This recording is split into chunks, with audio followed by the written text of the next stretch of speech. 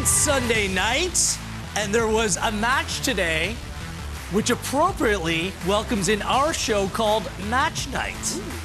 Forge and Cavalry played to a 1-1 draw in Calgary.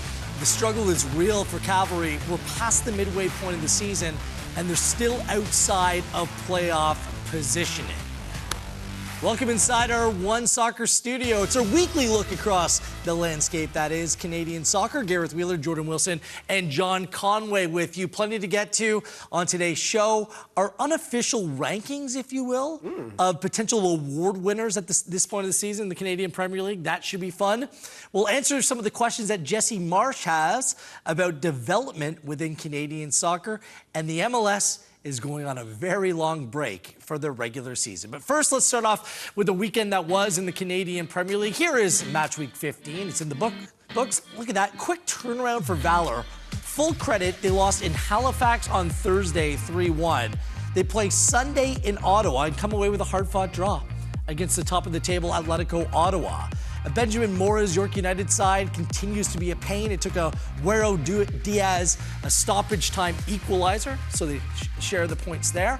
And the match that you just saw in OneSoccer, Forge went down to 10 men with 10 minutes to go. Cavalry cannot take full advantage. It's a 1-1 draw. So here's an up-to-date look across the table. 28 games in the Canadian Premier League season, so we're beyond the halfway point for everyone but Halifax.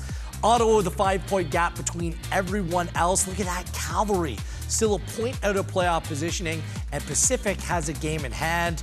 Still Halifax and Valor, you can't rule them out, but that gap needs to be closed sooner rather than later.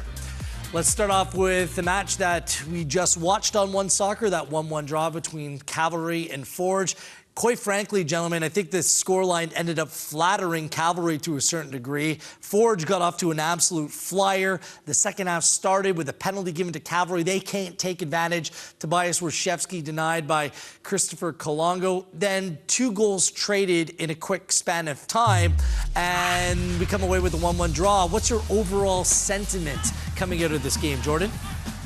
Slow start from Calgary, that's what we'll start with. I think with Forge as well, the chances that they had in this game, John, that they should have been up earlier.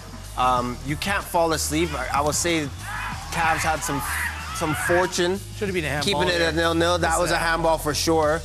But this is a typical CPL match, really revved up in the second half, and both teams, I thought, you'll get into it probably, but Camargo was the catalyst for Cavs and really getting them back in this one, John. You know, Forge missed opportunity, obviously, early on with plenty of chances, should have been up, and goals change games. If they scored there, this game's way different. Kolongo, monster save from the goalkeeper, holds on to it, and Camargo comes in and just changes the game. I mean, he makes a great run to start the half, gets behind the line. Next play, he wins the penalty. And then this play, he lays a great ball on a platter to Klomp, and Cavalry just can't hold on. This is another unfortunate one where Tom Field gets wrapped up with Warshevsky as he's trying to get out and falls down and tries to pop back up and make a play, and he's late to it and nods at Bass Carducci. Can we bring up this moment we're about to see in a moment? As Kwesi Poku effective again here today. Daniel Parra ended up being sent off with 10 minutes to go. It was a late challenge right here. This is his second yellow of the game. You were yelling and screaming on the broadcast, John, because his first yellow came from kicking the ball away. Listen, I'm so over this. Guys, everybody. Look, by the way, look like he's taunting the crowd, saying Forge championship. Everybody in the league, let's go, players. Like, get your heads wrapped around this. You're gonna get a yellow card. Just leave the ball. What a strike though by Henry. Oh my goodness, that ball had it dipped, right? Some dip, some action. You know, Kolongo was beat, but that ball had tons of action on. That was a 1.5 feet over top of the bar. Dipped. Yeah. Dipped at the last second. Just a note on that. We've seen this so many times, and sometimes the yellow is being given where a player just throws it away. It happened to, I believe, Coimbra earlier this season with Halifax. Just the referees have set the standard, though. Just leave the ball alone, and then that ended up punishing Parra and Forge, put them on ice to finish that game. You made a point in the broadcast. Certain players can't do that. Defenders. Defensive midfielders, I would say anyone, but if you come on as a sub, as a striker, we saw Coimbra happen to earlier on in the season. But as a defender, you cannot give cheap yellows away because they go and cost you. Guys, the one thing that's been true the whole season is that the referees have been consistent with this. Yeah. Now we're past the midway point. You do this and you impact your team. Like, he walks off the field. Para is so lucky they get out of there 1-1. Yeah. They go down a man with 10 minutes away from home. And, like, what are we doing? Like, I just get so upset with this because this is just discipline for me. This is discipline. And if I'm a captain, if I'm Kyle Becker, I'm stating a rule. This is the rule. You get one of these yellow cards, you're buying dinner for the entire team now. It's a fine. It's a big fine. I don't know what the deal is with the players' union and individual teams, but I'm levying fines now because this has got to stop. Para, he's been a great, not a good player, a great addition to Forge this season, but like mocking the crowd for 4 titles that he wasn't there for any after he's sent off in the game. It's in the balance. It's just, it's not a great look. So look, like Forge, no Chouanier, no Batibanga, no Borges today. You take that point, even though they haven't won back-to-back games since the first 3 of the season. Man, Cavalry, it's just, when is it going to start clicking? Because this team has had a multi-goal score game in their favor only twice this season. It's like Morse code, 1 goal, none, one, none. The bigger stat, Wheels, is just 15 goals. Yeah. Like, for me, that's just not a Calgary side that we know, right? So at some point, it's got, and half of those goals are by Wojciechowski. Yeah. He has 7. So for me, when are they really going to start digging in and getting it going? For me, I've done a bunch of their games, and what I'm just seeing is and Tommy does a really good at disciplining the guys and being methodical in sort of their build-up. But then they're just not dynamic enough in the offensive third. And I think they build up.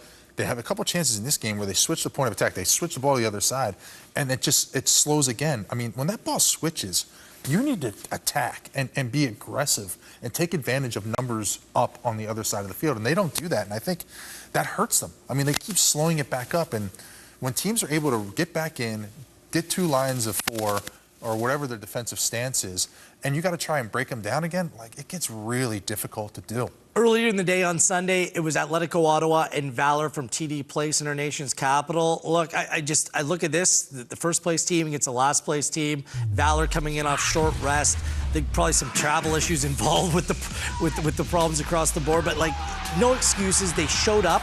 This was a great game. It could have gone either way. I just love the fighting spirit from Valor in this one. And they pushed Atletico Ottawa all the way to the end. Stéphane Moi with his first goal for Valor as well. I just think for the away side, a team that has a lot of home games upcoming, I think that this is something that they can take with them going forward. Yeah, and the first start from Stéphane Moi as well. This is a lot of positive. The Santos, this Valor side, they believe that they should be higher in the table. They believe that they have something there. And they showed us in this match. I will say going 2-1 up, this is the next bit for them. When they go 2-1 up against the best team in the league, to have a bit more grit and fight about them. They're just a bit too easy to let a team back into the game. We've all played it, we've all watched it. Once you score that next 5 minutes, you really just need to be no nonsense, and they were a bit too passive. But you'll take the point when you go away from home and you play the best team in the league. Yeah, I think Ottawa will be kicking themselves. Ruben Del Campo, by the way, that's his 8th goal of the season. That leads the way in the Canadian Premier League. But, I mean, just another game where they let points slip away at home. I mean, there's top of the table on 5 points, but you got Forge and York who are playing some really good football, John, right behind them. I think the big thing there is Ottawa needed to take advantage of a team that was on short rest. Yes. Yeah. And they really didn't, and that's unfortunate. They could have really just started to build that gap at the top of the table, which rightfully so. They've been the best team in the league so far this year. Yep, no doubt about that. Earlier in the weekend, it was Vancouver and York United. Mo Babuli has been on an excellent run of form. He's enjoying his football under Benjamin Mora. He scored 3 and 5. You say he's back. Did he ever leave, Jordan? Yeah, he did. There's a dormant period for Mo. Love him, dear friend of mine, but where he was just existing. Now he's thriving, he's living, he's enjoying his football like you mentioned. But I will also say this is what happens when a team comes together and there's a little bit more discipline and accountability within a squad. And they've really relished under the role of Benjamin Mora and just really putting it together. For me, the difference between being top of the table and where they are, which is climbing to get to the top, is moments like this, John, where you're winning for the majority of the game, you've put in a great away performance, and you just have to be no nonsense. Similar to what we said about Valor being up as well. That's where York is at right now. This is a situation where maybe those 3 points, you're sitting pretty, you can look at the top, and you can really be in arm's distance. Now they're still 2 games away. You know, you bring up a point about Moba Bully. Moba Bully looks great this year. And the first time I saw Moba Bully, I was with Toronto FC in the academy, and we were playing a men's league game at that point with one of our older age teams. And Mo was in that game, and Mo was the best player on the field by a long shot. And this was probably at least 10 years ago now, maybe 11 years ago. And I was just impressed. And then we brought him in with the team, with Toronto FC in the first team, and he had spurts where, you could see that. You could see the energy. You could see the way he's playing and the way he understands the game and what he can do. And I feel like he's back doing that now. Like, he's getting on the end of things. He's creating things. His free kicks are dangerous. I mean, he's the best player for that team right now. Well, I take that back. Right, he's been good. He's been good. But Mo's been a good sort of number 2 guy and filling in if he's not on that day. He just needs a supporting cast, right? Someone to give him the ball, someone to work with, someone to keep him in check as well. When things go a bit awry and you're looking for someone, you need someone to be like, hey, we got this, this game's all right. They have enough players, York. They're really going to be competitive. That's for Vancouver. Nice to see Grady McDonald involved in that. The teenager getting involved, providing the assist to Wero Diaz. Don't look now. Diaz, 3 goals in his last 4 games. And his future is settled. And I think that means good things for the Eagles moving forward. Nice. Just a quick mention, Halifax did beat Valor 3-1 at the end of last week. A streak came to an end. 1,908 days where Halifax Wanderers, since their inception, have not missed a penalty. Dan Nimick missed a penalty in that game, 34 converted in a row. Nimick did make 2 penalties in that game. Hat-trick on pens, potentially. Wow, that is wild. Let's speak about a former Canadian Premier League player and a Canadian, and 20-year-old Lowell Wright. According to our very own Josh Deming of JJJJJDTV. What a guy. He understands that Lowell Wright is looking for a new club in Europe, with multiple CPL sides also circling around the former York United forward.